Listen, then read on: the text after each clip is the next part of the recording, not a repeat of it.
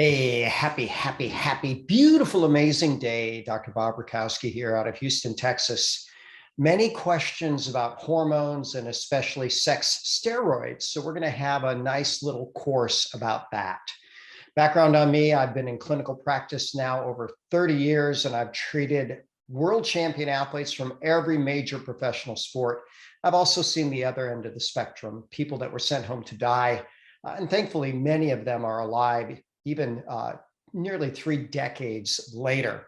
I've also taught doctors all over the world over 10,000 hours of continuing education seminars on 6 different continents. So most topics in natural medicine I've covered. I like to talk about easy and delicious ways to enhance our hormone signaling, our enzyme signaling, and to age in a healthy way. And in fact, we have such a thing because that's attractive to most people. And the question I have is, could it be this easy? And for many, it can be. When we start talking about reproduction, it's said that that is the ultimate biologic purpose. So think about it. Where would we be? Where would any species be without reproduction? And therefore, we want to be healthy enough to reproduce. When we start looking at the word hormone, there's an etymology to it or a source of it. And what I really like is that it means to impel or to urge on. So hormones do give us urges, especially the sex steroids. And by the way, the urge could be to grow, it could be to increase metabolism. Lots of different factors are related to hormones. When we start talking about the sex steroids, I think most of us know that there's a peak of sex steroids earlier in life. Men are going to definitely peak earlier than women. And by the way, their decline is less obvious and gradual. And then women hit their peak and their decline is pretty well defined. Their decline is defined. And we can call that menopause or the cessation of the fertility window. I've taught seminars about health and endocrinology in Sweden, and I love the Swedish term for ovaries. It's actually pronounced egg stalkers, and that's what the ovaries do. They stalk eggs. So keep in mind when a little girl is in utero, so this is before the age of 0. 0 is the actual birth date. Now, somewhere between 6 and 8 million eggs is what's estimated to be in the ovaries, and then down to maybe 2 to 3 million at birth. And then maybe about age 35, there's a very sharp decline. And with the typical age of 52, there are no more eggs left. That's what menopause is. And I tell people, if the egg stalkers don't have any more eggs, they close up shop. So they're no longer producing the sex steroids. Now, that certainly doesn't mean that the female doesn't have a need for estrogens, androgens, and progestins. And we'll talk about how and where those are made. When you start looking at the symptoms of menopause and andropause, you can see that a lot of them are common between both genders. And none of these issues are things that people really look forward to. So if we can keep our hormones functioning better longer, we're probably going to have healthier aging. So very powerful language here. In postmenopausal women, all estrogens and nearly all androgens are made locally, and they're made from something called DHEA, which is from the adrenal glands. Also keep in mind, it says in adult men, probably after the age of 50, 50% of all androgens are made locally inside the cells that need them. And that, by the way, has been termed intracrinology, not endocrinology, but intracrinology. So when we look at this, endocrinology, there's a gland that makes the hormones. They get into the bloodstream and they go to tissues that need it. But with intracrinology, the very specific tissues that need the hormones make it from DHEA.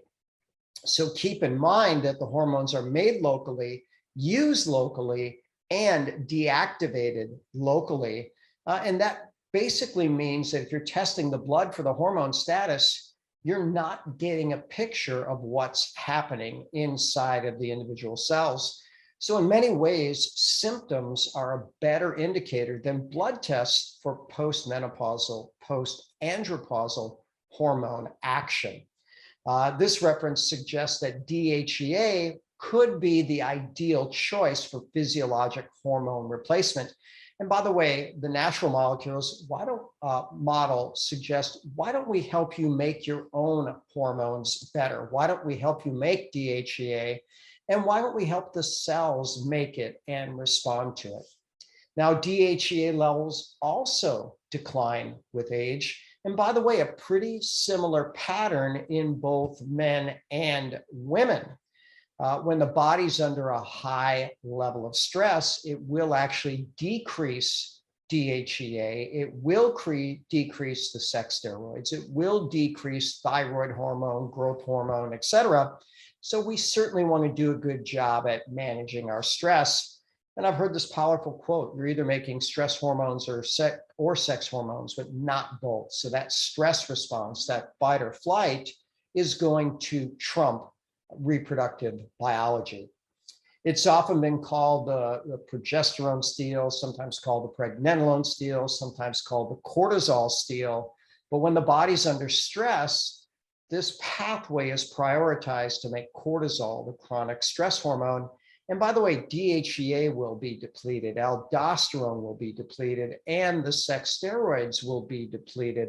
So we want to be able to manage our stress more effectively. I'm going to introduce Ganoderma and talk more about that later, but this is something that's known to have a very calming effect. In fact, comparable to that of the prescription drug Valium, but without the side effects. And one of my most powerful clinical interventions over the last 15 years is what I call a stress reset: melatonin, theanine, and Ganoderma spores every waking hour. And if you screenshot that and look at the PubMeds, you'll find out that melatonin calms the stress drive on the adrenal glands, theanine calms the brain, and Ganoderma is said to calm the body, the mind, and the spirit. Now, if we go back in time, I like the movie 300, and I like the Spartans. These men really stood for something. I like to quote, if you don't stand for something, you'll likely fall for anything. But we turn back the clock just a few hundred years, and men were probably more like men, and little girls grew slowly. But that was before we intoxicated the environment with estrogens in plastics, estrogens in pesticides, estrogens injected into animals, even things called metalloestrogens. So it's said that we're swimming in a sea of estrogens. And too much estrogen is disruptive to female physiology. In fact, it can cause infertility. Same with male physiology, along with a host of other challenges. So when we start looking at these xenoestrogens, a number of pictures of where we can find them, one of the more powerful ones is called bisphenol A, also known as BPA. Ganoderma is something that helps the body to clear bisphenol A. The human toxin inventory has been happening now for about 50 years, and they have done tissue biopsies, fat samples, and even surgical patients and cadavers. And they found that literally everybody walking around is loaded with toxins. And they actually estimate that the average person has about 700 toxins in their body at all moments in time. And by the way, toxins disrupt structure and function and health. And it's a polite term for poisons. So we all walk around with poisons in our system. And Ganoderma, again, can clear the poisons from our body and from our environment. I introduced the word metalloestrogens, and we know that things like lead and cadmium and mercury and cobalt and copper and nickel, they all can have estrogen type activity. And some suggest that this may be a big part of why we're having such increase in hormone-related cancers like breast cancer and prostate cancer. This reference shows that the modern skeleton has 500 to 1,000 times the lead of pre-industrialized humans. And by the way, probably the other metals are similar. So the body has a natural way of clearing these heavy metals. It's called metallothionein proteins. By the way, when you start thinking about this metallothionein, if you think of the word glutathione, similar word in there, a very sticky detoxification molecule. And Ganoderma increases these metallothioneins, clearing out these metals and metalloestrogens. with 800% increased effectiveness. Ganoderma can also clear other horrific toxins from the body, things that cause Parkinson's, liver failure, pancreatic failure, or neural tube defect. And by the way, it's perfectly safe and effective in pregnancy and in nursing moms. When we start looking at obesity, fat is typically the largest endocrine organ. A lot of people don't think of it that way, but fat has a lot of signaling molecules. And when we have too much fat, it's a lot of bad signals and ill health happens. So people become more insulin resistant or prone to diabetes.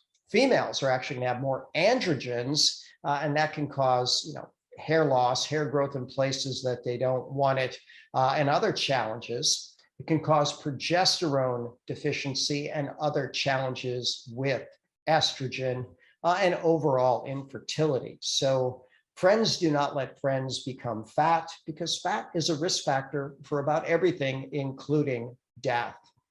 Back to Ganoderma and fat loss, it's great for satiety. It actually reduces the amount of fat, bad fat, that's absorbed from the gut.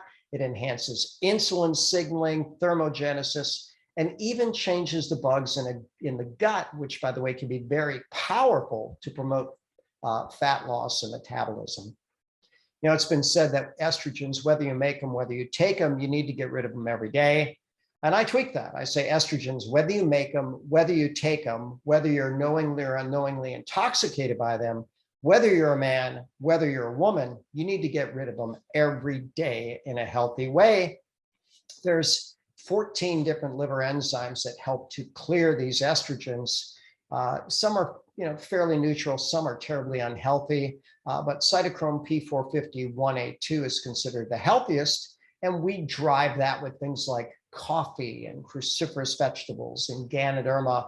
And then we want good nutrition for phase 2 detoxification of estrogens, which is glucuronidation, sulfation, methylation, and even with antioxidants on board. And again, Ganoderma, great for helping all of those things. So generally speaking, with detoxification, you want a really clean diet, clean water, coffee and teas can actually help the process. There are medical foods, functional foods for estrogen clearance. When we start looking at Ganoderma lucidum, it can reduce the xenoestrogens, the metalloestrogens, reduce obesity and buffer stress. So very, very powerful across the board for estrogen detoxification. Estrogen also increases something in the blood called thyroid hormone binding globulin, and that does what it says. It binds up thyroid hormone, and therefore it cannot be active. And that might be the reason why women have 600% more hypothyroid than men. So a graphic about the causes of hypothyroid: autoimmunity, challenges with the liver, estrogen toxicity, leaky gut, adrenal issues. Ganoderma, very powerful for all of those. And there are your PubMeds listed below each of those headings. When we start looking at autoimmunity, estrogens promote autoimmunity, androgens protect against it. Most estimates are that 75 to 80% of autoimmunity occurs in women. And guess what? Our friend Ganoderma, again, can be used to treat and or prevent autoimmune disease. And there's the PubMed where you can see that powerful language. When we start looking at men, understand that men also have estrogen. They need estrogen, just not at anywhere near the levels that women do. So it's good for the brain, the heart, the liver, even the reproductive tract. In fact, men would be infertile without estrogens, and important for bones as well. When we start looking at mammary glands, men have those too, and with too much estrogen, that becomes even more apparent. So when men do have high estrogen, there's a lot of things that happen in their body that aren't good, including issues with prostate and prostate cancer, decreased sexual function, loss of muscle tone, increased risk of heart disease, and things like that. And when we start looking at the obesity estrogen cycle, we know that obese men make more estrogen because an enzyme called aromatase, which is in body fat, converts testosterone into estrogens. Interesting graphic from the Journal of the American Medical Association. Since the 1950s, there's been a significant decline in males born all over the globe. And there's a documentary on this called The Disappearing Male. So very fascinating, long documentary. And here's the summary of it. They found out that these estrogen chemicals, estrogen-like chemicals, xenoestrogens, are especially harmful to babies in utero and can even cause miscarriage. Now, men, a lot of them are concerned with sexual function, and sexual dysfunction is probably the real pandemic because of these toxic estrogens and stress and obesity. Nitric oxide is something that's critical for sexual function. The discovery of nitric oxide ultimately led to the development of Viagra, which, by the way, makes nitric oxide last longer. So when you look at nitric oxide and sexual function, over 900 studies. If you look at nitric oxide and sexual function in women, 75 specific to women. So it's important for women as well. Then we start looking at Ganoderma and nitric oxide, 82 different studies. And here's a simple summary. Ganoderma is great for nitric oxide by multiple mechanisms. And that means it's good for the heart, it's good for the brain, it's good for the immune system, it's good for sexual function. It's good for healthy aging. And then prostate, as men age, they're more and more and more at risk of prostate cancer. That the men's lifetime risk of prostate cancer, 1 in 6, 51 different studies on Ganoderma and prostate, as it's a very effective anti-cancer molecule. And by the way, different PubMeds, it's proven to be effective against breast cancer, prostate cancer, inflammatory breast cancer, the bloodborne cancers, leukemia, lymphoma, multiple myeloma, cervical cancer, melanoma, lung cancer, pancreatic cancer, colorectal cancer, liver cancer, glioblastoma, endometrial cancer, gastric cancer, bladder cancer. It's also an autoimmune modulator, an allergy modulator, and it can kill off some of the worst viruses and infections in the history of the planet.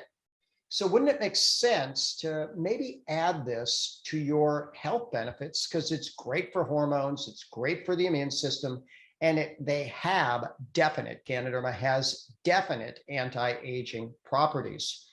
When we start looking at really every signaling molecule in the body, enzymes and hormones, they're all dependent upon having ideal levels of acid-alkaline balance, or pH.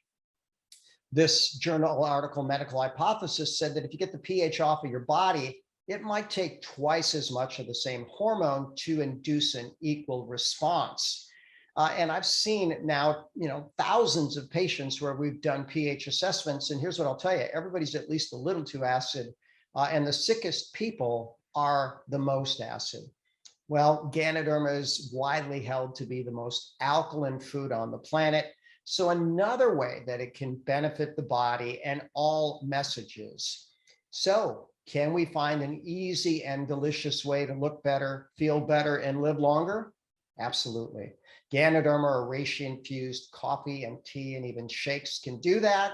By the way, I'm an investor in the company, so I have a vested interest in sharing great information and great products. And here's what I can tell you. For some people, these are profoundly life-enhancing in more ways than they can even count. You look at Ganoderma lucidum, 2,072 different PubMed citations, consensus top superfood on the planet, estimated to be a $2.5 billion a year product. That's US alone. So there's a lot of competitors, low-end competitors grow theirs in a plastic bag. And now those plants aren't very healthy. They can't even reproduce. Then there are ours, USDA certified, organic, grown in the natural environment with phenomenal levels of quality certification. And by the way, 2 different patented processes by which we infuse it into coffee and tea. Every single week, I have a number of calls. My Ask the Doctor on Mondays, Clubhouse, Tuesdays, 2 different Zooms, one in the afternoon, one in the evening. And then we tell people or help people how to thrive in the new economy. And that's Wednesdays and Saturdays. And as always, I'm Dr. Bob Rakowski, absolutely knowing that we can all be happy, healthy, and successful. If you like this, share it and plug in to some of our other calls.